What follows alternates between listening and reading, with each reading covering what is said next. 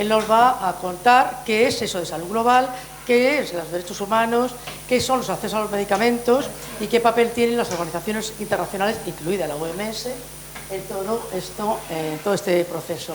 Y qué retos y qué desafíos. Un honor tenerte aquí, Adrián. Muchas gracias. Y bienvenido. Muchas gracias.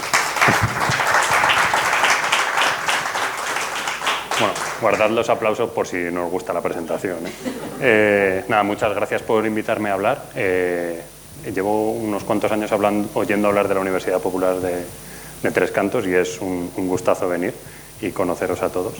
Y sobre todo gracias por venir en un día como hoy, tan soleado y primaveral, a escuchar mi movida. Bueno, la idea de la charla de hoy es, bueno, lo primero, si queréis interrumpirme porque no he dejado algo suficientemente claro o tenéis dudas, levantáis la mano, me interrumpís, me gritáis o lo que sea, y podemos hablar. La idea de la charla era, bueno, pues explicar un poco qué es este concepto de la salud global, de por qué es importante. Alguien me dijo que la pregunta está ya un poco sesgada, porque ya digo que es importante, que a lo mejor deberíamos preguntar que si es importante o no. Bastante razón. Lo había estructurado en 3 preguntas fundamentales: qué es y por qué es importante la salud global, cómo la entendemos, y con esto me refiero a cómo utilizamos el marco de los derechos humanos a entender algo que es la salud global, ¿no? Y ahí explicaré un poco cómo está definido en el derecho internacional el derecho a la salud y cómo eso va, digamos, bajando, capilarizando hasta la legislación nacional o incluso local. Y dedicaré un poco de tiempo a hablar de quién es quién en la salud global, donde hablaré un poquito de la Organización Mundial de la Salud, qué es lo que hace, por qué o no es importante, y cómo se estructura un poco esta gobernanza de la salud a nivel internacional. Lo primero que os voy a pedir es que saquéis el móvil, por eso no os pedía que lo apagarais, y que escanearais este código. Igual que cuando vais a pedir unas tapas en el bar, pues si no os funciona, me lo decís. Y debería llevaros a un link que pone algo así como derechos humanos y salud global, o salud global y derechos humanos.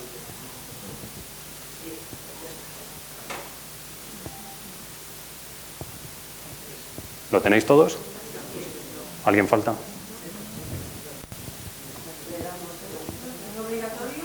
No es obligatorio, no, hombre, solo faltaba. No.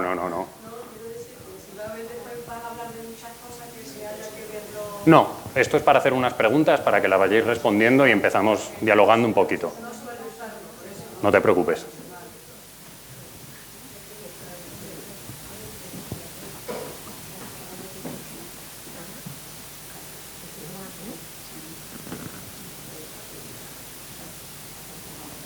A ver, ¿me puedes enseñar el escáner de...?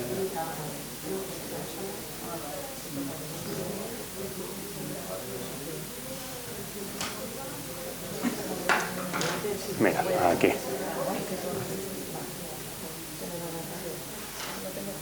No te preocupes. Ahí está. Vale.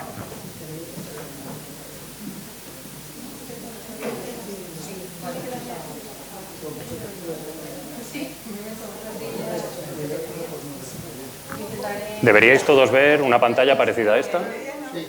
Vale. Lo puedo poner otra vez.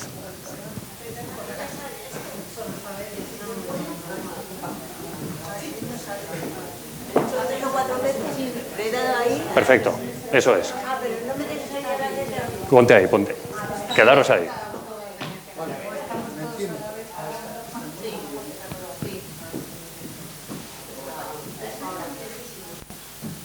¿Vale? Bueno, esto es para hacer una primera introducción con unas preguntas, ¿vale? Os van a salir ahora en el móvil unas preguntas que vais a tener que ir respondiendo. ¿El QR todavía? El QR todavía.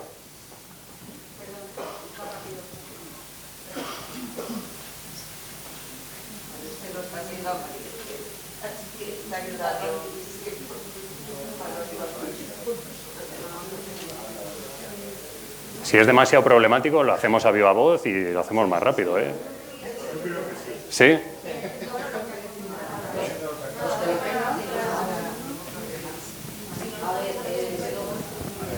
Tenéis en las pantallas del móvil estas preguntas, ¿vale? Tenéis que ir respondiendo según estéis más de acuerdo o más en desacuerdo con cada una de las preguntas. El 1 es que estáis en desacuerdo, el 5 es que estáis muy de acuerdo.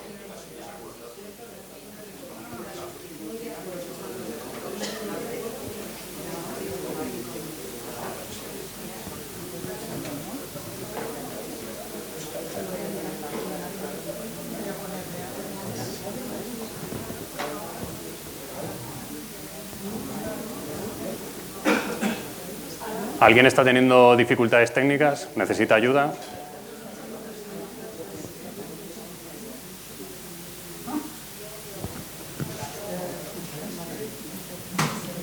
Tenemos 6 personas que han respondido. Si alguien quiere participar de viva voz y quiere levantar la mano y dar su opinión.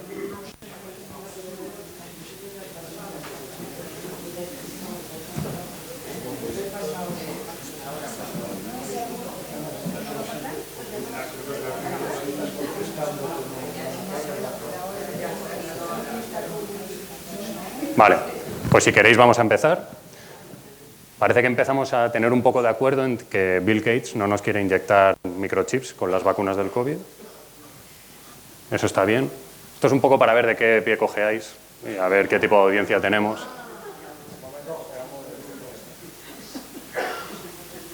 Hay un poco de división de opiniones sobre si el cambio climático tiene que ver con la salud o no, lo cual es muy interesante. Parece una carrera de caballos, sí. Parece que... Bueno, la gente se va animando.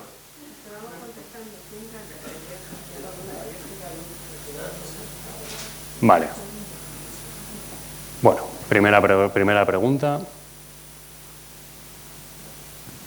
Pasamos a la siguiente. ¿Qué os viene a la mente para intentar explicar el concepto de salud global? ¿Qué pensáis que es? Si lo podéis definir en una palabra o en dos, si tenéis alguna idea. También podéis poner nada en absoluto.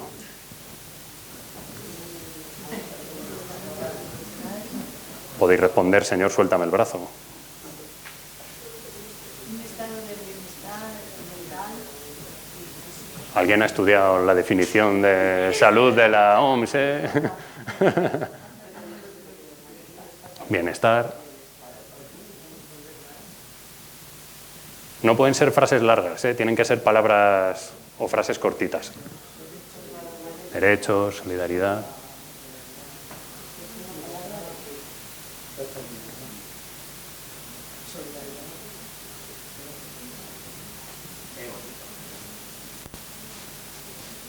De techos entiendo que es derechos.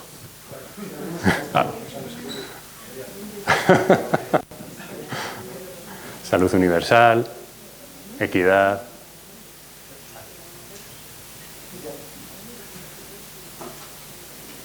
Vale. Multifactorial, qué bueno, geopolítico. Vale, ya voy viendo por dónde vais. Voy a pasar a la siguiente. Esto es un ranking, ¿vale? Tenéis que, según lo que vosotros penséis, poner en orden las enfermedades que más mortalidad causan en el mundo. Y he puesto enfermedades infecciosas, como puede ser la tuberculosis o un resfriado, accidentes y traumatismos, enfermedades crónicas y no infecciosas como el cáncer, por ejemplo, o la hipertensión y enfermedades mentales. De momento...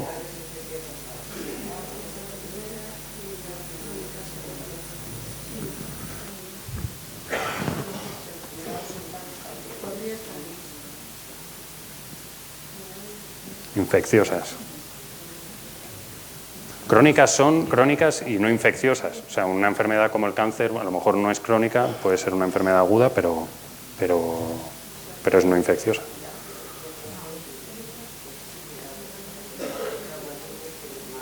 Vale, parece que hay un poco de consenso en que las enfermedades infecciosas son las que primer lugar ocupan. La última. Ya lo prometo y ya me pongo a hablar yo. Esto es igual que la primera, ¿vale? Tenéis que decir si estáis de acuerdo o no estáis de acuerdo en cada una de las frases.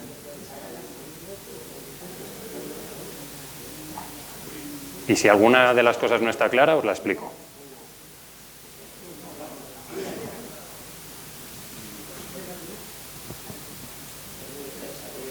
Los tímidos que se quedan en el medio, hay que tomar parte, ¿eh? No vale quedarse en el 3/5. ¿Vale?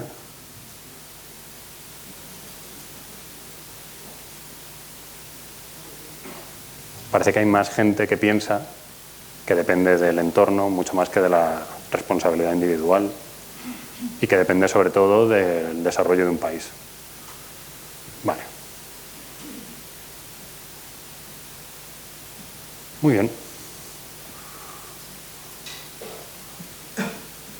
Vale, pues vamos a hablar de algunas de estas cosas que han ido saliendo en las preguntas, ¿vale? Lo primero que quería enseñaros es sobre de qué muere la gente en el mundo. Esta gráfica muestra todas las muertes o una estimación de las muertes en todo el mundo en el año 2021. No tenemos datos más recientes y la causa, ¿vale? La parte azul son las enfermedades que se llaman no comunicables, no infecciosas, crónicas, como puede ser una cardiopatía isquémica, cáncer de pulmón, distintos tipos de cáncer aquí, Alzheimer, EPOC, diabetes. La parte roja, recordad que esto es 2021, por eso COVID sigue tan grande, ¿vale? El tamaño del recuadro es el número de muertes que ha habido y la intensidad del color es la variación respecto al año anterior. Pero vamos, parece que queda claro que en todo el mundo la gente muere mucho más de enfermedades crónicas, como el cáncer, como enfermedades respiratorias, que de enfermedades transmisibles, como puede ser la tuberculosis o el COVID durante 2021. ¿Creéis que esto cambia mucho dependiendo de un país o de una región? Totalmente, ¿no? Si comparamos dos regiones, por ejemplo, en la parte de arriba, África subsahariana con Europa occidental, vemos que la parte de enfermedades infecciosas en la región de África subsahariana es mucho mayor. Muchísimas muertes por infecciones neonatales, muchísima muerte por VIH. Paludismo está mal traducido, ya no se utiliza, se dice malaria, pero bueno, sigue siendo una causa de muerte muy importante. Y vemos que en los países de Europa occidental casi toda la carga de enfermedad y la carga de mortalidad viene por enfermedades crónicas, ¿no? Entonces ya empezamos a ver que no todo el mundo muere igual. La gente muere de unas cosas en un sitio y de otras en otro. Podemos empezar a ver que hay un poquito de diferencia y que las condiciones en las que uno crece también influyen en cómo uno muere, ¿no? Digamos. Muy bien, mira, parece que lo hemos ensayado. La esperanza de vida. ¿Creéis que hay alguna relación entre el dinero que tiene un país, el Producto Interior Bruto y la esperanza de vida? Vamos a ver un poquito el recorrido. Esta gráfica tenéis en este eje de aquí el PIB per cápita del país, ¿vale? Cada burbujita es un país distinto. El tamaño de la burbuja es la población de cada país y el color es la región, ¿vale? En este eje de aquí tenéis la esperanza de vida en el nacimiento. Es lo que se espera que una persona vaya a vivir en el año en el que nace. Voy a acelerarlo un poco porque esto empieza desde 1800. Pero en 1800 vemos que la esperanza de vida está entre los 25 y los 40 en el mejor de los casos, ¿vale? Que tampoco es una diferencia muy grande, ¿no? Vemos que hay diferencias de ingresos de PIB per cápita bastante grande, pero de esperanza de vida no hay muchos. Si vamos avanzando, lo voy a adelantar un poco para no daros mucho la turra. Espera un momento. Espero. Los colores. Los colores. Amarillo es Europa, ¿no? Perdón, sí. No sé por qué no aparece. No sé por qué no aparece. Amarillo es Europa, contando a Rusia. Rojo es Asia, por eso estos dos boloncios de aquí son India y China. El azul es África y me queda el verde, que es América.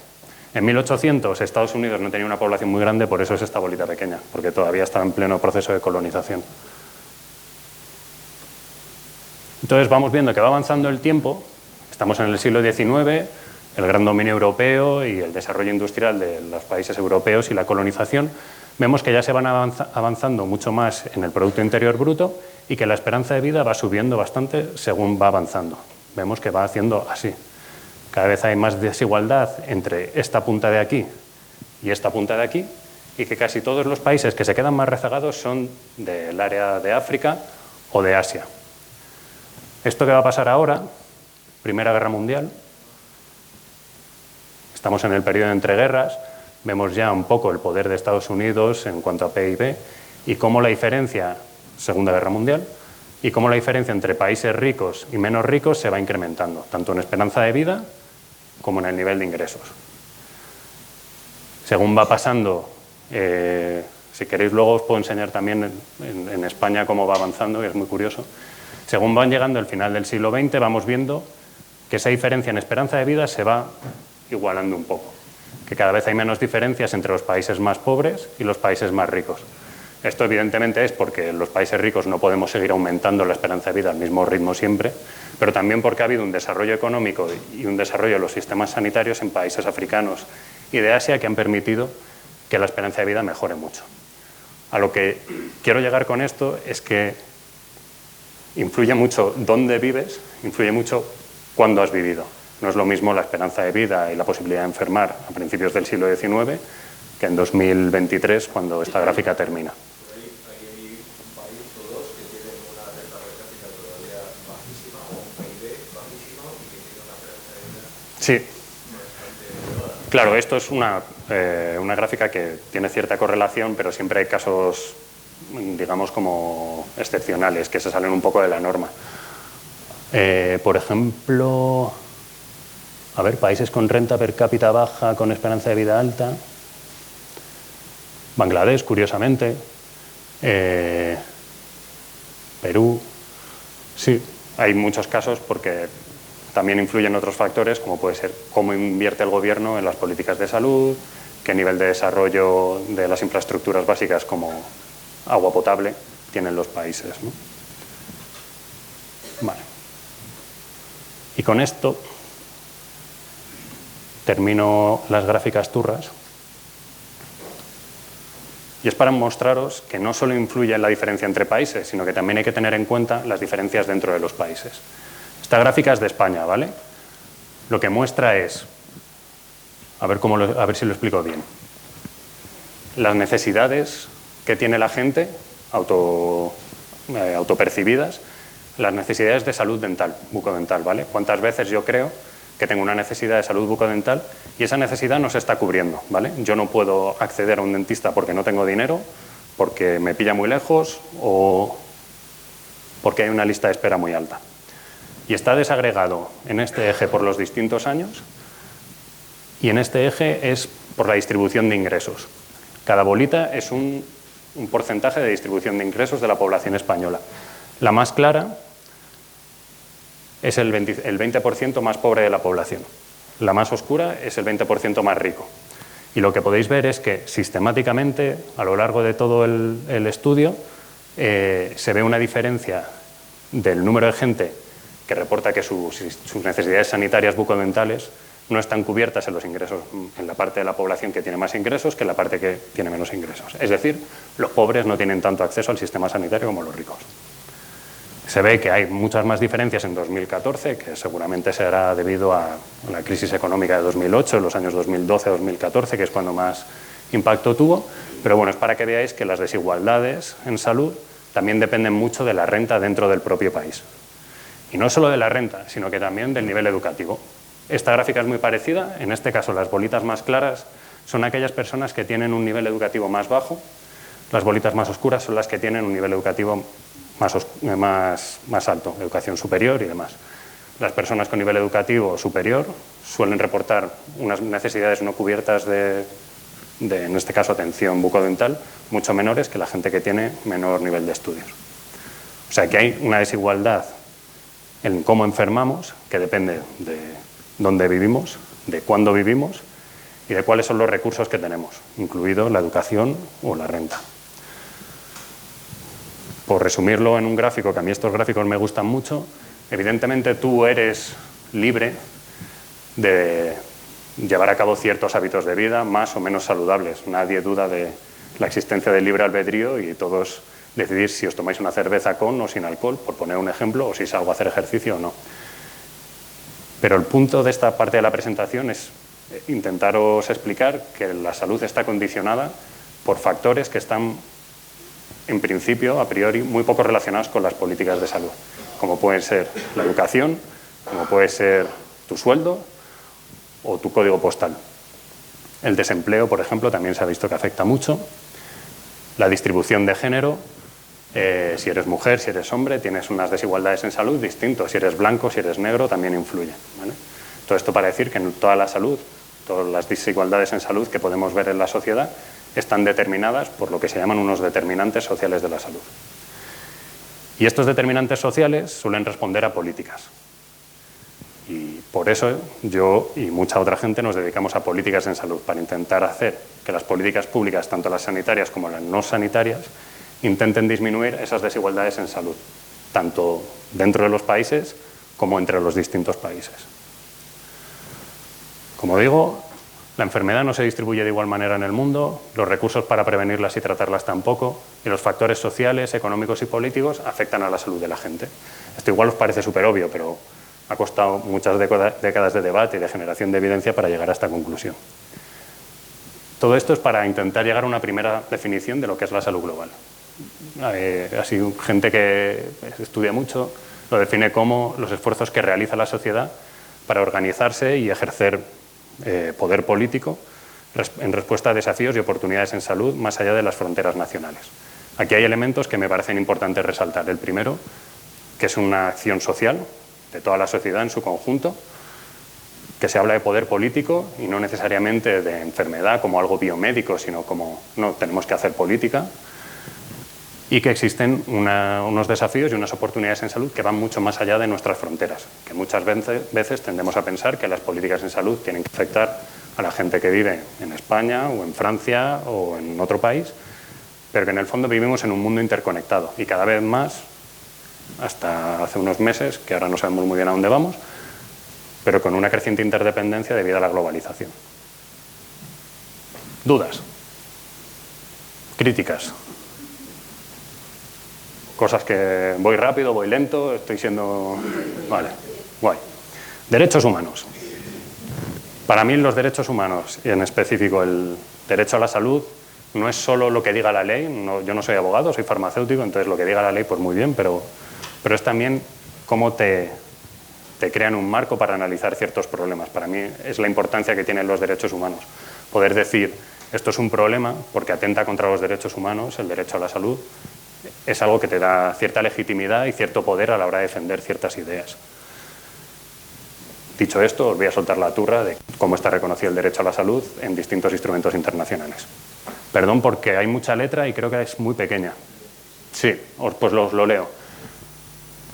Primer instrumento de legislación internacional que habló del derecho a la salud como un derecho universal en el siglo XX, porque antes hay otros ejemplos. La Declaración Universal de los Derechos Humanos, que entró en vigor en 1948, en el artículo 25, dice que toda persona tiene derecho a un nivel de vida adecuado que le asegure, así como a su familia, que es una aclaración bastante curiosa. A mí, la verdad es que me llama la atención. La salud y el bienestar, y en especial la alimentación, el vestido, la vivienda, la asistencia médica y los servicios sociales necesarios. En 1948 había gente que ya estaba pensando que tu salud dependía mucho más de cómo ibas vestido y de si te podías vestir y de si tenías derecho a servicios sociales que de si podías asistir al médico. O sea, que ya era una visión que englobaba mucho más allá de lo puramente sanitario. En 1966, en el Pacto Internacional de Derechos Económicos, Sociales y Culturales, que es una de las tres patas de la Carta Universal de Derechos Humanos,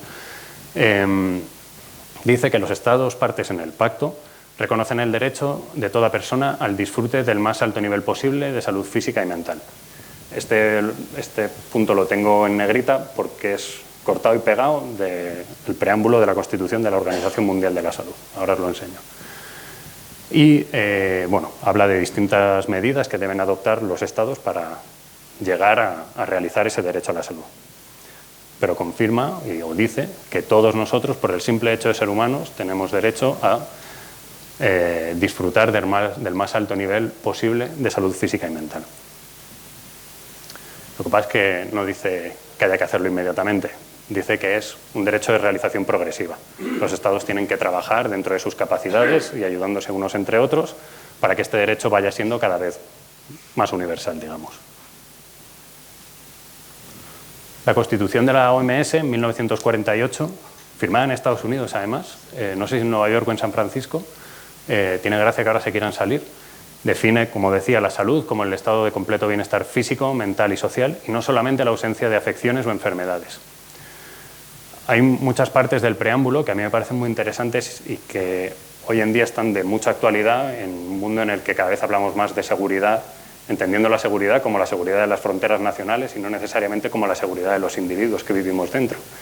Hablamos mucho de militarización, de seguridad en ese sentido, pero la Constitución de la OMS en 1948 decía que la salud de todos los pueblos es una condición fundamental para lograr la paz y la seguridad, y depende de la más amplia cooperación de las personas y de los estados. Es decir, que ya a principios del siglo pasado ya éramos conscientes, sobre todo después de habernos matado básicamente en Europa y un poco en África y en Asia, después de la Segunda Guerra Mundial, de que no existe el concepto de seguridad si no existe la salud. Cuando estamos hablando ahora en los telediarios de necesitamos aumentar el gasto militar, yo no estoy en contra de que se aumente, pero hay que ser conscientes de que nunca vamos a tener un mundo seguro si no tenemos un mundo sano. Peor salud lleva más conflictividad, que lleva más inseguridad a nivel nacional y a nivel internacional. Los resultados alcanzados por cada Estado en el fomento y protección de la salud son valiosos para todos. Es decir, que ya estamos hablando de que lo que yo haga para mí no es solo bueno para mí, sino que va a beneficiar a todos. Y bueno, aquí lo paro. Y esto es solo hablando del derecho a la salud, pero a mí hay una forma de ver las cosas que me parece distinto, y es que para tener derecho a la salud no solo hay que cumplir un derecho, que es el derecho a la salud, hay que cumplir todos los derechos más. Es decir, hay que hablar de tener derecho a la vida. Si no tienes una vida digna no puedes tener salud, ¿no? No puedes tener salud si sufres de tortura, de penas, de tratos crueles, inhumanos o degradantes, o si hay esclavitud y servidumbre. Estos tres son derechos reconocidos en la Carta de Derechos Civiles y Políticos, que es la tercera pata de la Declaración Universal de Derechos Humanos. Y, por supuesto, necesitas derecho a la alimentación, al vestido, a vivienda, derecho a la educación, derecho al trabajo. Es decir, cumplir todos los derechos humanos es lo que te hace cumplir el derecho a la salud. Necesitas ver todos estos derechos como una forma de llegar para completar el derecho a la salud de todos. Lo que pasa es que el derecho a la salud en relaciones internacionales siempre ha sido visto como, bueno, una cosilla así. O sea, siempre lo han visto ahí como el pobrecillo solo ahí, sin tener mucha idea de nada, y nunca ha sido tenido en cuenta. Ni siquiera se ha podido llegar a definir claramente qué quiere decir para un país asegurar el derecho a la salud de sus ciudadanos. No ha habido una reglamentación que vaya desde la Constitución de la OMS o desde la Carta de Derechos Económicos, Sociales y Culturales hasta la Constitución española o hasta la Ley Española de Sanidad. Y eso ha sido así durante gran parte del siglo XX hasta finales de los 90. En los finales de los 90 yo creo que la gente le empezó a ver las orejas al lobo y dijo, vamos a cambiar de milenio, y la gente se sigue muriendo un montón. Y además se sigue muriendo un montón en unas condiciones miserables. O sea que la gente que ha descrito la Constitución de la OMS, la gente que ha escrito la Declaración Universal de los Derechos Humanos, tenían razón, pero no hemos sabido cómo responder a esto. Y a nivel internacional se empezó a ver una serie de procesos políticos, sonarán los objetivos de desarrollo del milenio, que han continuado con los objetivos de desarrollo sostenible, que es una agenda de objetivos que generó y acordó todos los países miembros de Naciones Unidas para hacer cosas tan locas como erradicar la pobreza extrema y el hambre, la educación básica para todos, avanzar en la lucha contra el VIH y otras enfermedades o lograr una sociedad global para el desarrollo. Toda esta agenda ahora mismo está siendo cuestionada por cierta parte de la sociedad, pero no deja de ser una forma de activar a los países a trabajar en pos de cubrir o de hacer cumplir la Carta Universal de Derechos Humanos, entre ellos el derecho a la salud. A finales de los 90, muchas otras instituciones, como el Banco Mundial, como la Fundación Bill y Melinda Gates, como el Fondo Mundial para la lucha contra la tuberculosis, la malaria y el SIDA, empezaron o a crearse o a trabajar para que de una manera global, como una sociedad internacional, pudiéramos atajar los problemas sanitarios que afectaban a todo el mundo, pero especialmente a las poblaciones más vulnerables. Y esto fue un poco lo que fue cambiando la actitud y a decir, oye, no, que el derecho a la salud es un derecho tan importante como el derecho a la vida. Es que una cosa sin la otra es imposible, no puedes tener un derecho a la vida si no tienes derecho a la salud. Pero hubo un factor también que siempre me gusta recalcar en estas presentaciones, que es que hubo una gran movilización a nivel mundial en los años 90 por la crisis del VIH. Yo no me acuerdo porque era muy joven, pero he leído que era una situación terrible en la cual no solo moría gente, sino que desaparecían comunidades enteras porque la gente se moría. Había una estigmatización brutal hacia la población que padecía el VIH, pero también hacia otras poblaciones que podían ser sospechosas de transmitirlo, ¿no? Como la población LGTBI, especialmente con mucha población afrodescendiente o africana, que eran estigmatizados porque eran sospechosos de llevar un virus que no se sabía muy bien cómo se transmitía y que cuando se sabía cómo se transmitía y teníamos tratamientos para curarla, no les dábamos acceso a esos tratamientos, desde sobre todo países ricos a los países pobres. Esto generó muchísimas protestas a nivel mundial que pusieron en relieve el valor del derecho a la salud como un derecho fundamental y su potencial para generar políticas a nivel nacional, a nivel internacional, para mejorar la salud de la población. Voy a hablar muy rápido, muy rápido, de qué quiere decir el derecho a la salud o cómo lo han conceptualizado desde Naciones Unidas más adelante, ¿no? Esto fue también a raíz de todas esas protestas y demás, se desarrolló un acuerdo, un documento, la Observación General número 14 del Comité de Derechos Económicos, Sociales y Culturales, que básicamente era un organismo de expertos nombrado por Naciones Unidas que se encargaba de decir cómo operacionalizamos el derecho a la salud, qué quiere decir tener derecho a la salud. Y para este grupo de expertos, tener derecho a la salud constaba de 4 aspectos. El primero es que todos los servicios sanitarios y todos los servicios que dan lugar a una mejor salud, como puede ser el agua potable, debe ser disponible, debe estar disponible, entendiendo la disponibilidad como que debe existir un producto o un servicio para una necesidad médica que no está cubierta. Si tú tienes SIDA, necesitas que existan medicamentos para el SIDA, necesitas que existan guías de tratamiento, necesitas que haya un plan de acción a nivel estatal para que te digan cómo tienes que tomarte las pastillas. Eso es lo primero. Después de la disponibilidad viene la accesibilidad. La accesibilidad tiene 4 componentes. Todos los servicios sanitarios y los productos sanitarios deben ser accesibles bajo la condición de no discriminación. Nadie puede ser excluido de acceder al sistema sanitario ni a servicios o productos sanitarios. Como estábamos hablando, estamos en los años 90, la crisis del VIH, el documento hace muchísimas menciones a la forma en la que se suele excluir a la población VIH positiva en los 90. Se menciona muchísimo y también se mencionan muchas veces no solo las limitaciones de acceso por ley, es decir, que hay una ley, como hace unos años teníamos en España, que decía que ciertas personas, por el hecho de tener un tipo de documentación legal o no tenerla, no podían acceder al sistema sanitario, sino que hablaba también de la falta de accesibilidad de facto. Es decir, que tú vayas a un sistema sanitario y la persona de turno no te quiera atender porque lo que sea, porque vives en un país donde a la comunidad LGTBI se la discrimina, donde no te ofrecen un trato adecuado porque lo tuyo no es para tanto, entonces vete. Todo eso son discriminaciones de facto que impiden que la gente tenga derecho a los servicios sanitarios. Los servicios deben ser accesibles físicamente, es decir, que tú no te tienes que meter 2 horas de trayecto en autobús o andando para llegar a la clínica de turno, y esto debe ser especialmente considerado para poblaciones vulnerables, y no solo vulnerables en el sentido de personas de bajos ingresos, pero también teniendo en cuenta la situación en el estado de vida de la gente, es decir, no es lo mismo la accesibilidad física para mí que para una persona de 95 años. Tienes que poder ser capaz de ir a un sistema sanitario o acceder a sistemas sanitarios de acuerdo a tu ciclo, tu estadio en el ciclo vital. Asequibilidad para todos y basado en el principio de equidad, es decir, que básicamente esto se resume en que nadie puede pasar problemas económicos por gastos derivados de la sanidad. Nadie debería ir a la bancarrota, como pasa en muchos países, por tener que afrontar la factura de un esguince o no poder permitirse pagar el tratamiento para el cáncer o la rehabilitación. Y el derecho a la información. Todos tenemos derecho a buscar, a recibir y a compartir información sanitaria, siempre respetando la privacidad de los datos personales. Pero es un derecho que tenemos y que muchas veces no caemos en ello. Vamos al médico y a lo mejor la persona que está de turno pues tiene el día cruzado y no responde a nuestras preguntas o no sentimos que ha compartido toda la información de la manera más adecuada, ¿no? Bueno, pues estás teniendo un problema de acceso al sistema sanitario y por tanto tu derecho a la salud está viéndose un poco limitado.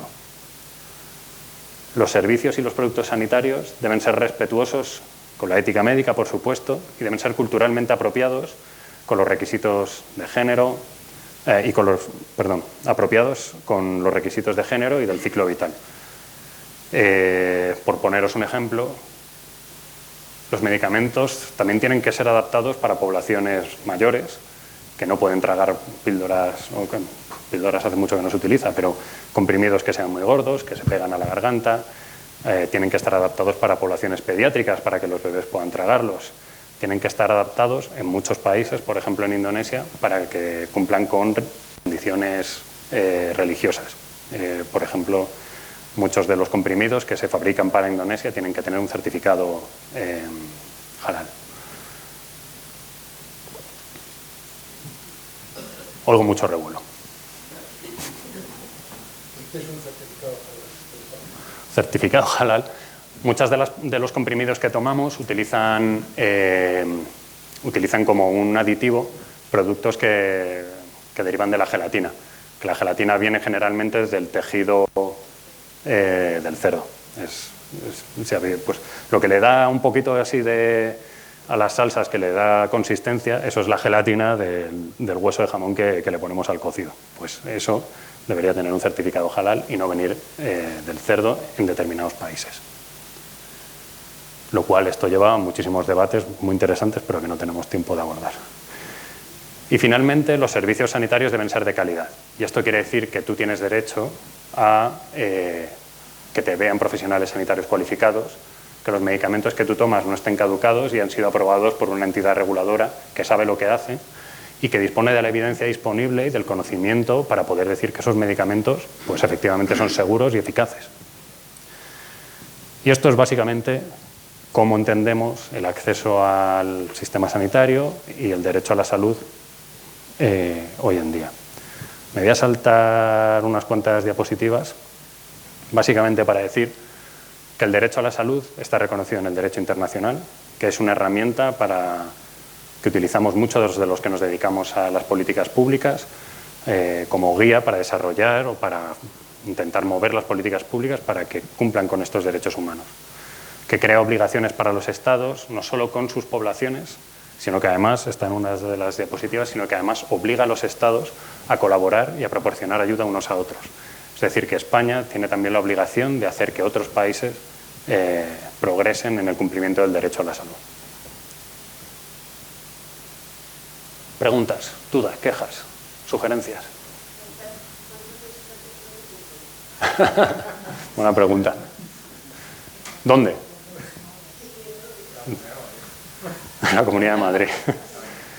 Es verdad que hay muchas partes que son bastante interpretables y que dependen mucho de la circunstancia. En España yo creo que tenemos la suerte de vivir para lo que hay en el mundo con unas condiciones de acceso al sistema sanitario y de acceso a los medicamentos que son la envidia de gran parte del mundo. De hecho, hace poco, el año pasado, la OMS organizó un acuerdo con el Ministerio de Sanidad de España para que otros países de la región europea vinieran a aprender cómo tenemos el modelo de atención primaria desarrollado en España, porque es un ejemplo para muchos países y quieren aprender cómo lo hacemos. Entonces, tiene muchos problemas. Yo no voy a discutir, no me voy a meter en la política de la Comunidad de Madrid. Vamos a decir que hay muchos problemas para el acceso y todos sabéis que hay muchos problemas con las listas de espera, lo cual es un problema para el derecho a la salud. Ahora bien, hay mucha gente que propone, digamos, judicializar el derecho a la salud. Es decir, que si yo como paciente individual veo que no se me está dando un tratamiento que no está aprobado en España porque es muy caro, yo pueda denunciar al Estado por ese incumplimiento. Esto, claro, esto en principio parecía muy bien porque decías, oye, pues es una manera de obligar a que el Estado cumpla con sus obligaciones. Pero esto lo que ha derivado es que ha habido muchos individuos que digan, oye, ¿qué pasa con lo mío?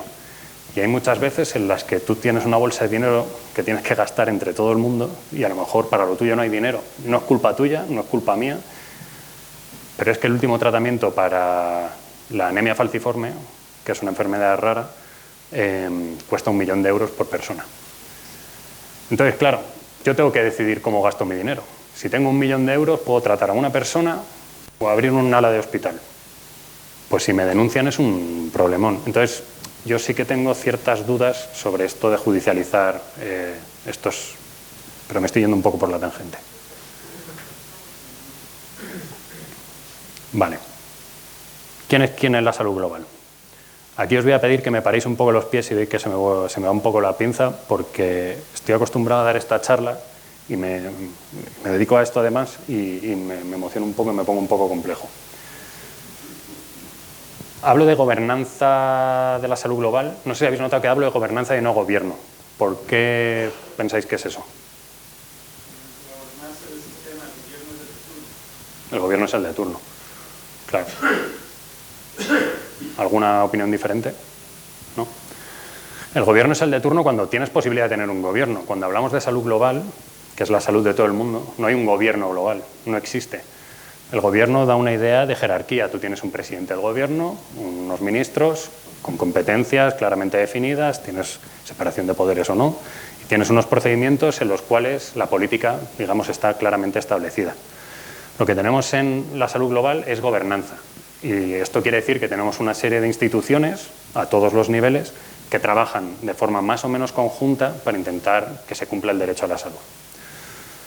Vamos a ver qué tipo de instituciones.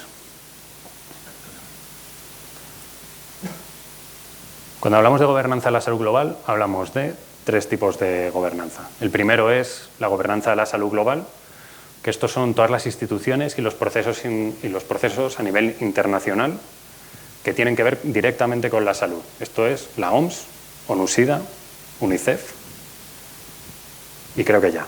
Es cómo se organizan y cómo influenciamos y cómo trabajan esas 3 organizaciones que tienen un mandato explícito relacionado con la salud. Tenemos la gobernanza global para la salud. Este gráfico lo hizo una profesora que le gustaba así jugar mucho con las palabras, pero me parece terrible para explicar. Gobernanza global para la salud. Estos son todas las instituciones y todos los procesos que funcionan a nivel internacional, que no tienen que ver directamente con la salud a primer vistazo, pero que influyen de una manera clara en la salud de la gente. La Organización Mundial del Comercio. La Organización Mundial del Comercio es básicamente la que establece el acuerdo legal sobre patentes, que no sé si lo habréis escuchado alguna vez, pero bueno, las patentes es básicamente un papel que yo te doy para garantizarte que tú tienes el monopolio para vender un producto que has inventado tú en teoría durante un periodo de 20 años. Y con eso puedes hacer y poner el precio que te dé la gana. Ese medicamento de 1 millón de euros puede costar 1 millón de euros porque tiene un monopolio sobre el mercado. Pues todo eso se discute en la Organización Mundial del Comercio. Cómo se solucionan las disputas comerciales que pueden tener que ver con la importación o exportación de medicamentos en la Organización Mundial del Comercio. La Organización Mundial de la Propiedad Intelectual, ACNUR, la Organización Internacional del Trabajo, que no lo hemos hablado, pero tienen muchísimo que ver las condiciones de los trabajadores con la salud de los trabajadores, o la FAO, ¿no?, que discute sobre temas de salud agroalimentaria y relacionado con la agricultura y con la ganadería. Y en tercer lugar, la gobernanza para la salud global. Estos son las instituciones y los procesos, tanto nacionales como internacionales, que puede que tengan algo que ver o no. Es un poco el cajón desastre de donde no entran todos los demás. Y en esto pueden entrar cosas como el G7, que aquí entra, o el G20, que entra lo que alguien escribió antes de geopolítica, la Unión Europea, que tiene un mandato bastante amplio en temas de salud, o el CSIC, que hace un montón de investigación en productos farmacéuticos, por ejemplo, y que por tanto tiene algo que decir en cómo esos productos se comercializan, se hacen accesibles qué precio se les pone, etcétera, etcétera. ¿Dudas? Nada. Entonces hemos dicho, la salud global son los esfuerzos que realizamos como sociedad para organizarnos y ejercer poder político en respuesta a desafíos y oportunidades de salud más allá de las fronteras nacionales. Claro. Esto surge como respuesta a la creciente interdependencia y la complejidad derivados de la globalización a finales del siglo XX. Hemos hablado de cómo está anclado en el derecho a la salud y es plural. Es plural en cuanto a los niveles, porque hemos hablado de niveles internacionales, de niveles locales, de niveles nacionales y de distintos sectores. Hemos hablado de comercio, de inversión, de agricultura, de ganadería. Pero es también plural en el tipo de actores, porque solo he hablado de estados, pero hay mucho más que influye en la sociedad, en la salud de la sociedad. Las compañías farmacéuticas, organizaciones de pacientes, organizaciones como Salud por Derecho, donde trabajo, que no representamos a nadie, pero trabajamos en políticas públicas. Total, que es un jaleo. Es un ecosistema muy complejo donde no existe una jerarquía clara. Y esto lo hace que se enfrente a una serie de retos. Por aclarar, esto es un estudio que se hizo hace unos años sobre quién es quién en la salud global. Y sí que tenéis en los puntos grandes organizaciones como la OMS, países muy importantes como Estados Unidos, pero luego tenéis todas estas bolitas pequeñas que son organizaciones, la mía no sale porque somos más pequeños aún, organizaciones como Médicos Sin Fronteras, que no son estados, pero que influyen mucho en la salud de la gente. Entonces ya no hablamos solo de la responsabilidad del Estado, sino que hablamos de la responsabilidad de una serie de organizaciones que van mucho más allá de los estados.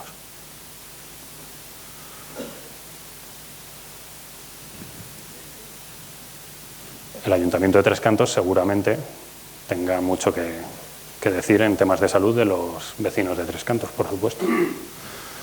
Voy a ver cómo... Voy a cerrar, porque llevo mucho tiempo hablando, con un poco el tema de la pregunta que tenía el título de la presentación, que es ¿por qué necesitamos a la OMS? Y es una pregunta válida porque llevamos mucho tiempo, acabo de estar hablando mucho tiempo, de que no solo dependemos del Estado, no solo dependemos de organismos internacionales, dependemos del Ayuntamiento de Tres Cantos, de las compañías farmacéuticas. Si todo esto es tan complejo, ¿para qué necesitamos a la OMS? Lo primero es que la OMS es...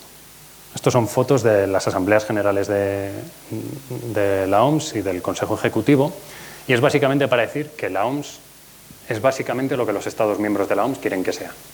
La OMS es un órgano colegiado, funciona como una cooperativa. Tiene una asamblea general, tiene una junta rectora y básicamente las prioridades de la cooperativa las decide la asamblea general. Si la asamblea general de la OMS, la Asamblea Mundial de la Salud, dice que se trabaje en esta prioridad, se trabajará en esa prioridad. Si se quiere que se trabaje en cáncer, se trabajará más en cáncer. Ahora mismo, por ejemplo, en el último programa de trabajo, se aprobó que se trabaje mucho más en la interrelación entre el cambio climático y la salud, que es un tema interesantísimo. Está financiada por contribuciones obligatorias de los estados. Hay 140 y pico, me parece, un poquito menos de 150 países que son miembros de la OMS, básicamente todo el planeta. Y todos tenemos la obligación de contribuir económicamente en función del nivel de desarrollo del país, del PIB, creo que es del PIB y de otro factor para ajustarlo, a contribuir para su sostenibilidad económica. Aparte de las contribuciones obligatorias, hay contribuciones voluntarias. Y aquí viene un problema muy grande, y es que cada vez más la OMS ha dependido de estas contribuciones. Y algún ejemplo de esta contribución puede ser Bill Gates diciendo, te voy a dar 50 millones para que trabajes en esto. Esto no es malo per se, pero le quita el valor, digamos, democrático, o el gobierno de turno puede decir, te doy X millones para trabajar en no sé qué, no solo Bill Gates, pero le quita parte de la legitimidad democrática de una prioridad elegida por todos los Estados miembros de la cooperativa. Cuando alguien que tiene mucho dinero puede decidir las prioridades de acción de un órgano internacional. Esto es un problema bastante grande. Y tiene capacidad normativa. Capacidad normativa es la capacidad de promulgar leyes, digamos, ¿no? Existen dos tipos, las vinculantes y los no vinculantes. Convenciones y acuerdos internacionales son vinculantes. Puede ser sobre cualquier tema en el ámbito competencial de la OMS. Hasta ahora solo hay un caso, porque la OMS generalmente no utiliza tratados internacionales, no quiere ley vinculante. El único caso es el convenio marco de la OMS para combatir el tabaquismo, para el control del tabaco, perdón, que se aprobó hace cosa de 10 años más o menos, y estamos a punto seguramente de ver el segundo ejemplo, que es un tratado internacional para la gestión de pandemias. Están los reglamentos internacionales, que esto es como normativas técnicas, ¿no? Hay normativas técnicas que, según se aprueban, se aplican automáticamente a todos los países, sobre cómo se llaman las enfermedades, sobre qué normas tienen que tener los productos sanitarios o los medicamentos y cómo se tiene que gestionar una pandemia como el COVID. Antes de que haya gente que piense que la OMS nos dice si nos confinamos o no nos confinamos, la OMS no tiene la capacidad de decirle a un país que haga absolutamente nada. Cuando emite un reglamento internacional como este, lo siguiente que hace, por ejemplo, el más claro es el Reglamento Sanitario Internacional, que es el que permite a la OMS declarar una emergencia sanitaria y decir, oye, que viene el COVID, os recomendamos que hagáis confinamientos, os recomendamos que llevéis mascarillas. De acuerdo a la evidencia disponible, os recomendamos, pero no puede, por derecho, decirle a un país, ponte la mascarilla. Y esto lo digo y hago mucho hincapié porque también hay cada vez más mucha desinformación sobre esto y hay muchas voces que culpan a la gestión de la pandemia del COVID a la Organización Mundial de la Salud. No existe el marco legal que permita a la OMS obligar a un Estado a hacer absolutamente nada, ¿vale? Entonces, la palabra vinculante que aparece ahí. Claro, ves que tiene trampa. Tú cuando lo acuerdas, cuando la Asamblea General dice adoptamos el Reglamento Sanitario Internacional, el Reglamento Sanitario Internacional lo que dice es, en caso de pandemia, esto tiene una palabra técnica que es emergencia sanitaria de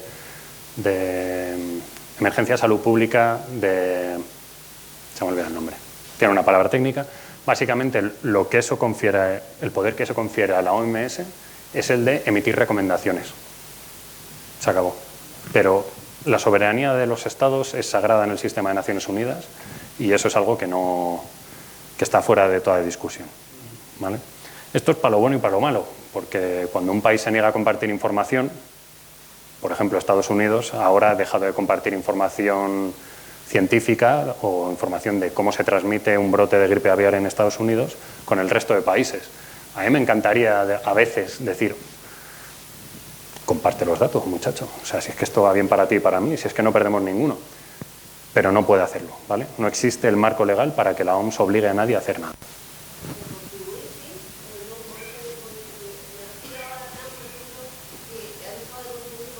Sí.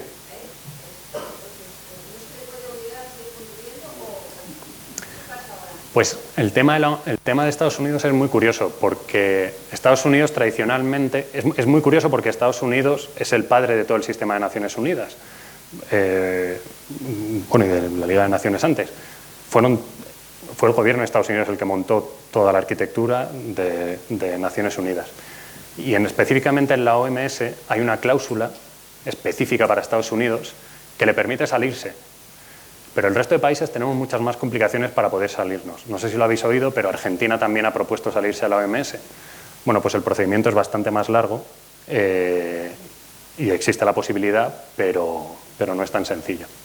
Si un Estado decide dejar de participar, es libre. De hecho, me parece que fue durante los 60, la URSS no abandonó el sistema de Naciones Unidas, pero por verlo como un sistema muy asociado a los intereses occidentales, dejó de participar en él. Asistía, pero no hablaba, digamos, en las asambleas. Luego volvió, casi al final, en los años 80, y dijo, joder, pues ahora que quiero participar, esto resulta que es el dominio de Estados Unidos. Y dices, bueno, claro, si es que te has ido y lo has dejado todo para ellos. Entonces existe la posibilidad de irse, pero tú verás si quieres perder una plataforma que te da la posibilidad de influir en cómo se desarrollan políticas sobre la salud de tu población. No sé si más o menos respondo. Poco le importa, sí, ya. Así estamos, ya. Como solo hay un convenio marco que incluye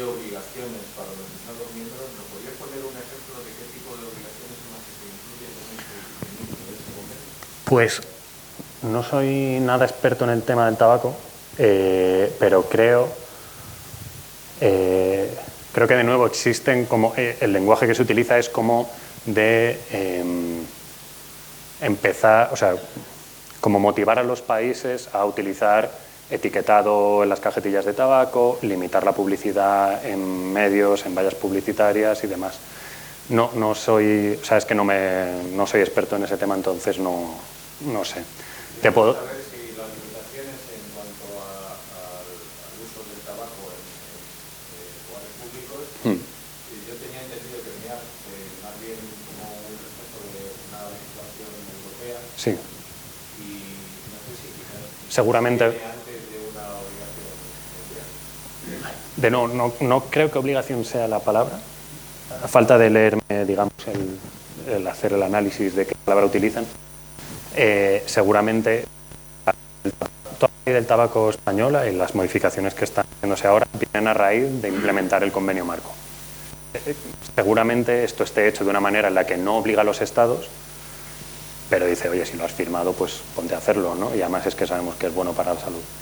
Por ponerte un ejemplo que sí que conozco, que es con el Tratado de Pandemias que se está negociando ahora mismo, ¿no? Que esto lo sigo un poco más en el trabajo.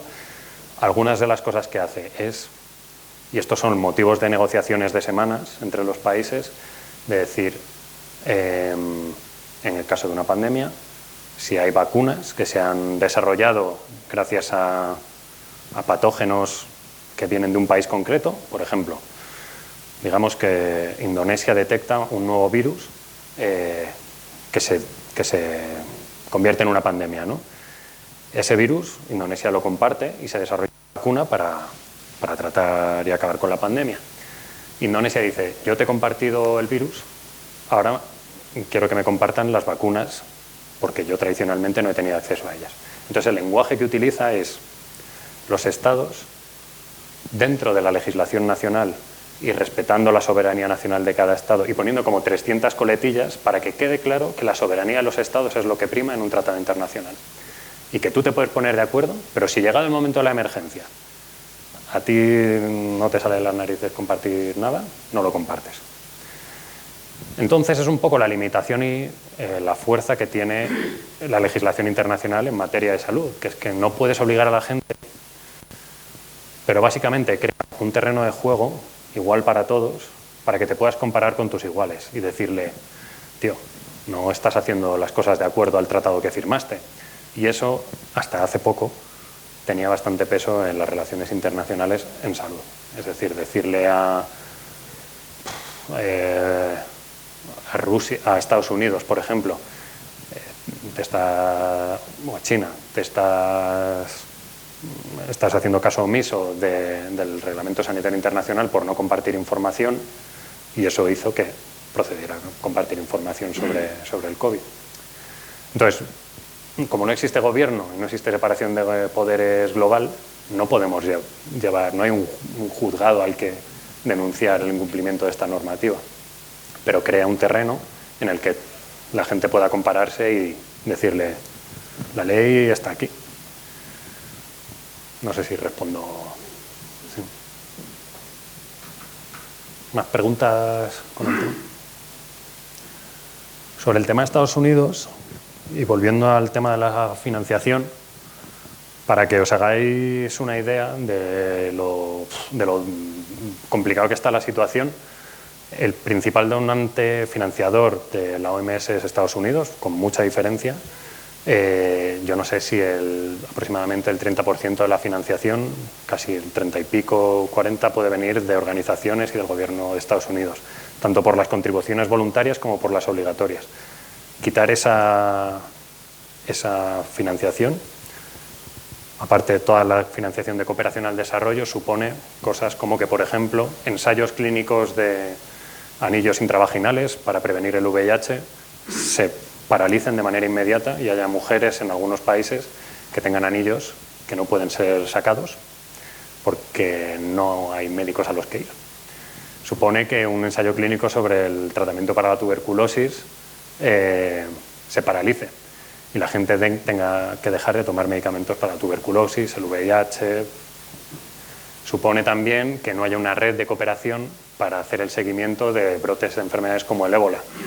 Todo esto estaba en gran parte financiado por Estados Unidos, pero es que además de la falta de financiación de Estados Unidos, países como Suiza, como el Reino Unido y como Alemania han anunciado ya que también van a recortar en gran medida la cooperación al desarrollo.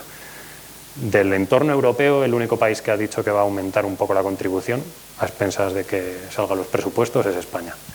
Pero el resto de países europeos estamos callados o recortando. Y esto tiene implicaciones muy graves para la gente que sufre esos recortes, pero tiene implicaciones muy duras también para nosotros mismos.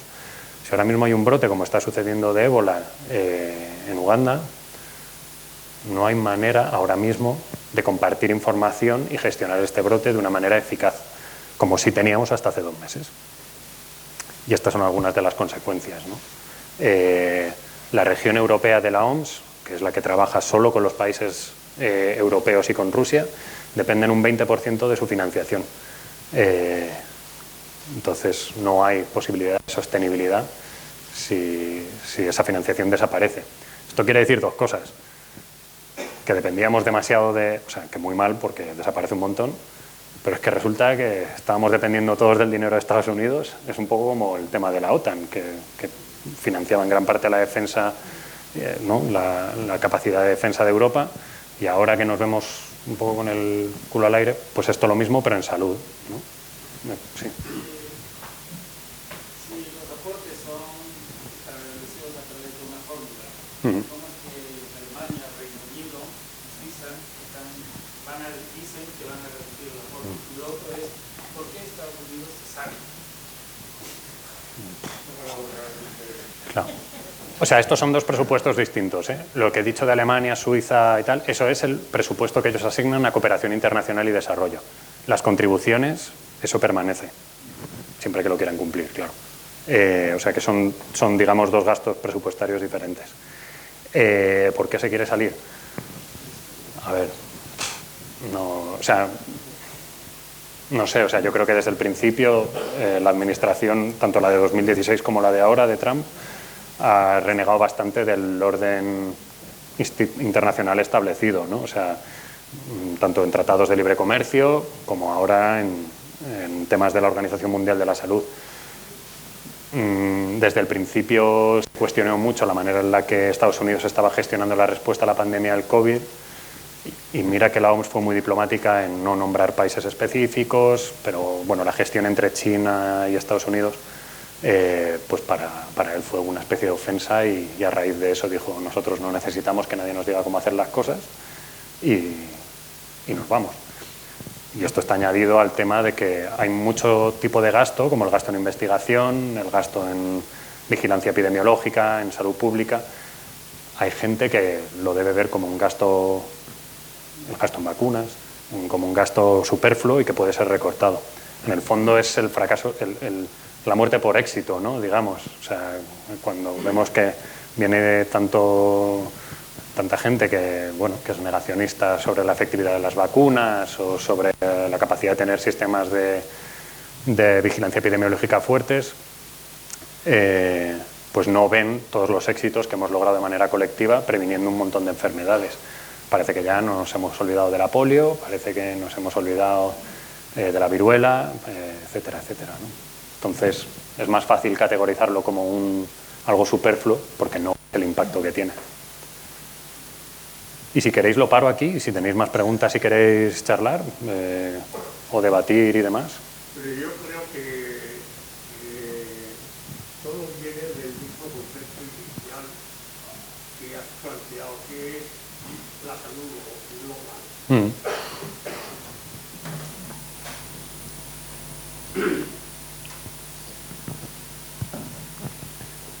Tratar de transmitir a la gente que el concepto de salud no es individual ni de pequeñas sociedades, sino que tiene que tener una concepción global, yo creo que es la clave de lo que ahora, hace un momento estaba diciendo.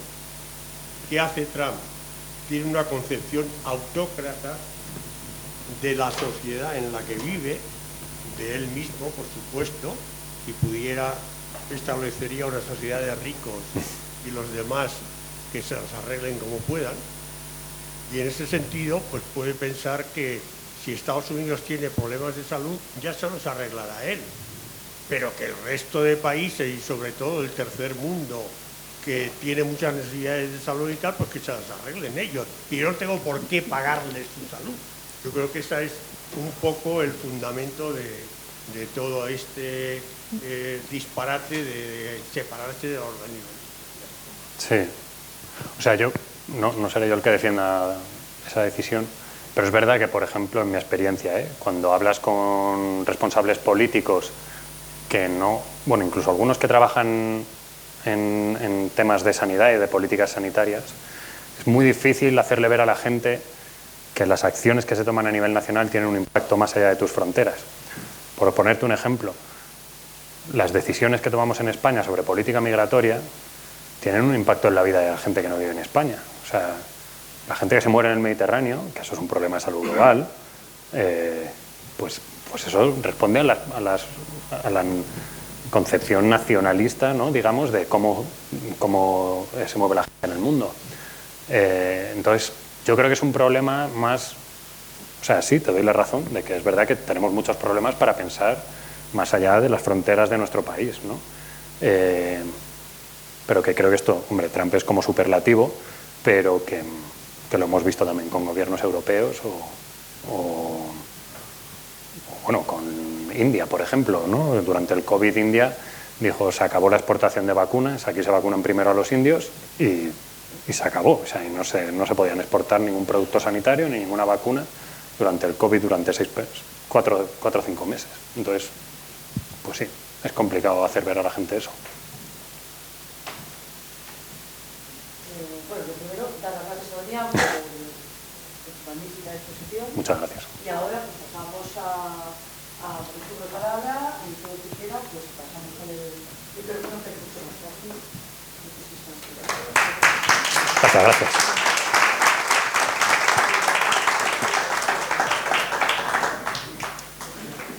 Sí, bueno, muchas gracias, te reitero.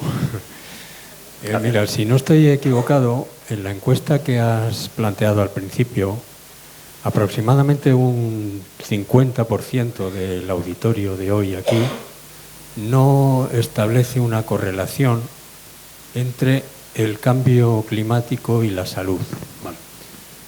Yo no sé si el auditorio de la Universidad Popular el día 13 de marzo es representativo o no de la población, pero mucho me temo que las cosas van por ahí. Incluso no solamente hay quien duda de que esa correlación exista, sino incluso afirman que lo del cambio climático es un cuento chino que nos están contando y que eso es absolutamente un montaje. Yo creo, yo no creo que eso sea así, evidentemente, pero, en fin, yo quería saber tu opinión sobre, independientemente de fenómenos adversos climatológicos como danas o elevaciones tremendas de la temperatura en periodos del año que no debería ser así, con veranos absolutamente tórridos en algunas zonas, con sequías persistentes y tal. Aparte de estos eventos climatológicos extremos que está propiciando el cambio climático, si tú crees que, por ejemplo, ¿qué papel tiene ese cambio climático en la aparición de pandemias o en la difusión de bacterias o virus a nivel global? Vale. Te estaba viendo por dónde iba la pregunta y ya me había apuntado lo de la dana para responderte. Que me parece, o sea, al final parece, bueno, como, no sé, como el recurso fácil, pero objetivamente me parece de los casos más claros de... Es que ya ni voy a entrar a decir si el cambio climático existe o no. El caso es que, o sea, si está causado por el hombre o no, el cambio climático existe. O sea, yo me acuerdo de cómo eran los veranos antes y no son los mismos de ahora, ¿vale? Que fenómenos como la dana cada vez sean más frecuentes, con los problemas evidentes para la salud que eso tiene. O sea, es que si eso no activa las decisiones políticas, pues yo ya no sé muy bien qué hacer. Más allá de esto, ¿O queréis hacer ronda y respondo? Más allá de lo evidente de las catástrofes relacionadas con el cambio climático, un ejemplo más que se me ha ocurrido, no sé si lo habéis visto este verano en las noticias, en Sevilla, en la zona como más de humedales y tal, ha habido un brote de una enfermedad, creo que era de fiebre del Nilo Occidental, pero una enfermedad que antes no existía en España, ¿vale? No sé si habéis escuchado también, de vez en cuando aparecen casos de una fiebre transmitida por garrapatas en algunas provincias en Castilla. Vale, pues tampoco existía hace unos años, ¿vale? Los patrones de transmisión de la malaria en países endémicos y no endémicos están cambiando. Según va cambiando el clima, llueve de una manera distinta y por tanto los portadores de los parásitos, los mosquitos, crecen y se distribuyen de una manera distinta. Estamos viendo casos de malaria en zonas donde antes es que era imposible biológicamente que el parásito sobreviviera. Y todo esto es debido al cambio climático. Y estos son como procesos relativamente lógicos, ¿no? Hace más calor, entonces los mosquitos pueden vivir en otros sitios, entonces hay enfermedades en otros sitios. Hay otras cosas que son los efectos indirectos. Se está viendo, por ejemplo, y volviendo a la conexión entre la salud del individuo y las condiciones en las que vive, ¿vale? El cambio climático, veranos más calientes, mayor inseguridad alimentaria, o sea, hay más posibilidad de que los cultivos fracasen. Lo hemos visto con el aceite de oliva, ¿vale? Pues hay muchas regiones, hay un par de regiones de países en África que han estudiado cómo la inseguridad alimentaria hace que, sobre todo mujeres, como no tienen dinero derivado de la agricultura y tienen que proveer a las familias, recurren a la prostitución, al sexo, a la prostitución, vaya, a cambio de dinero, con una consecuencia que es el incremento de la transmisión del VIH y de las otras enfermedades de transmisión sexual en estas mujeres. Y esto está mediado por el cambio climático, porque al final tu cosecha fracasa porque hace un peor verano. Pero es un mecanismo un poco más indirecto, ¿no? Para ver un poco la conexión más con la parte social. No sé si... Y con pandemias, bueno, sí, hay bastantes más ejemplos.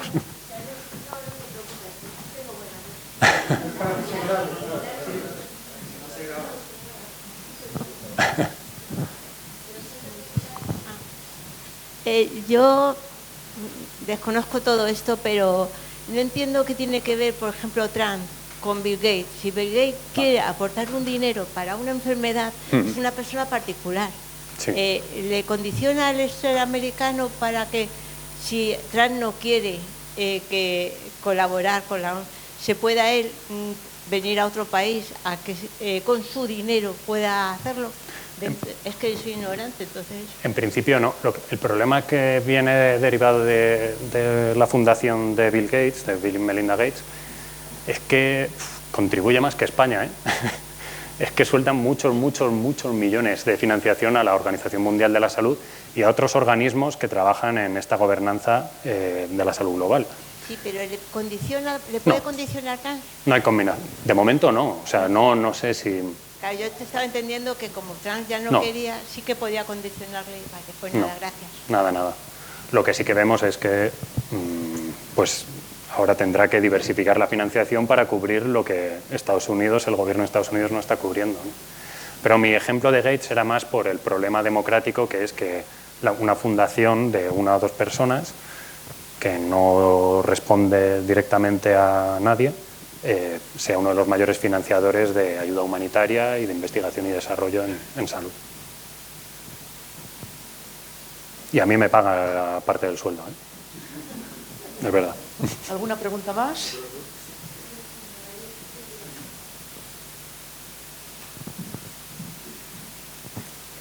O sea, os estoy aquí soltando la turra por culpa de Bill Gates. Hola, bueno, yo simplemente quería un poco ahondar en esto. Entiendo que el problema que dices de Bill Gates es como cuando tú decías, te doy 50 millones para esto. Pero claro, si Bill Gates dijera, te doy 50 millones para lo que tú quieras, claro, entiendo que ya no sería ningún problema. Claro. Vale.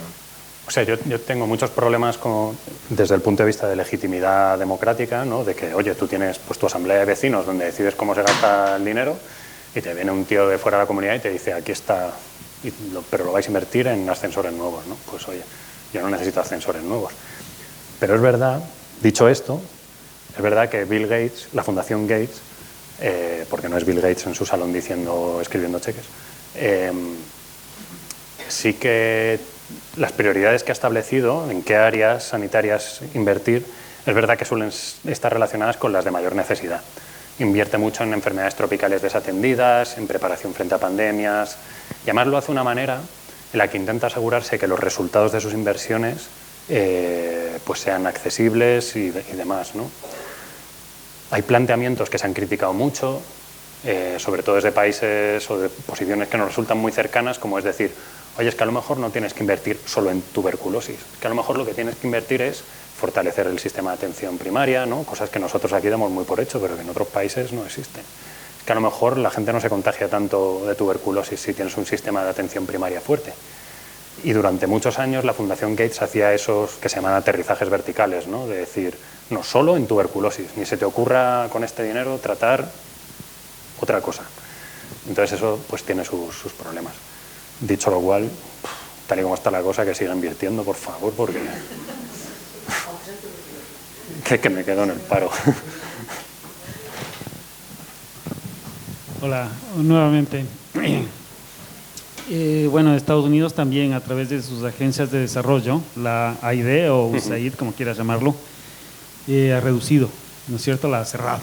Sí. Y esto, muchos de los fondos de AID iban a salud. La OMS tiene algún estudio sobre la accesibilidad, que es uno de los derechos de la salud, ¿no?, del mundo, porque tenemos, ¿cuánto? 8.000 millones de habitantes, digamos. Yeah. ¿Cuántos de esos acceden? Porque la verdad es que yo he visto muchos desgraciados morirse. Digo desgraciados porque están en una desgracia tremenda. Sí, sí. Sí, que no tienen accesibilidad a la salud. Mucha gente pierde sus patrimonios, vende su casa, su coche, lo que sea, para tratar de salvarse y no siempre llegan a buen término. Entonces, ¿dices concretamente en Estados Unidos o no, en general? En general. Estoy hablando básicamente Sí. de África, estoy pensando en China, por ejemplo, en algunas partes en Sudamérica, ¿no? Entonces, realmente yo veo que muchos de lo que ha escrito la OMS como derechos son papel muerto, ¿sí? Desde 1948 hasta ahora, ¿sí? ¿Cuánto hemos avanzado? Porque realmente una cosa es mirar desde el punto de vista de los países occidentales, desarrollados y demás, Sí. pero a la gran población del mundo.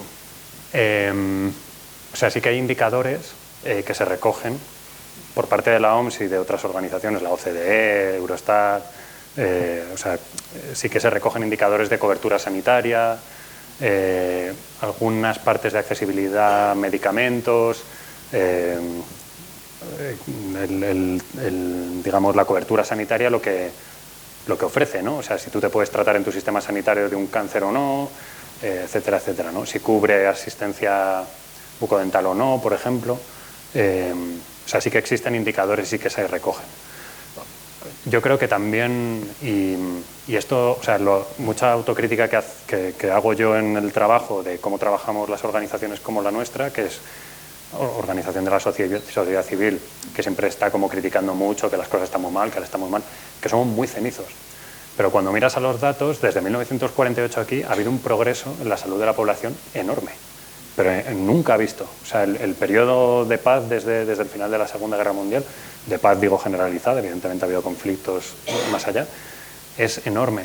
O sea, empezando por la erradicación de una enfermedad, que es algo histórico, ¿no?, de la viruela, con la casi eliminación de la polio, con la eliminación de la malaria en muchísimos países, empezando por España, que tenía malaria hasta los 60 aproximadamente, y con el... Claro, que esto, o sea, en general ha habido una mejora en la calidad de vida y en la salud de la gente desde los últimos casi, pues que ya 1948 queda lejos, casi en los últimos 80 años. Que esto tú lo puedas atribuir únicamente al sistema sanitario, eso yo ahí no creo que se pueda hacer. Evidentemente eso juega un papel muy importante, pero que seas capaz de dar agua potable a tus ciudadanos es un factor muy importante. Que tus ciudadanos tengan la capacidad de educarse e informarse es otra, ¿no?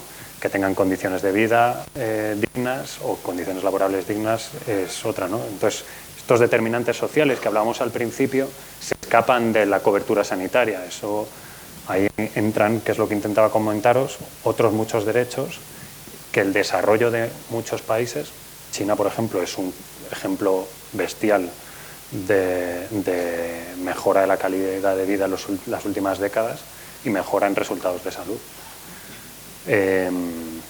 O sea, sí, ha habido muchas mejoras, básicamente en corto. Concretas, sí, sí. Estamos mejor que en 1948, mucho mejor. ¿Una palabra más?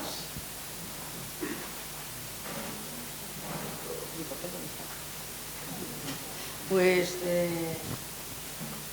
Isabel, la presidenta de la asociación, le va a entregar un diploma familiar. Muchas gracias. Muchas gracias. Muchas gracias. Esto es por Qué guay. tu conferencia tan interesante. Esto es un detalle para que nos conozcas un poquito más. Muchísimas gracias.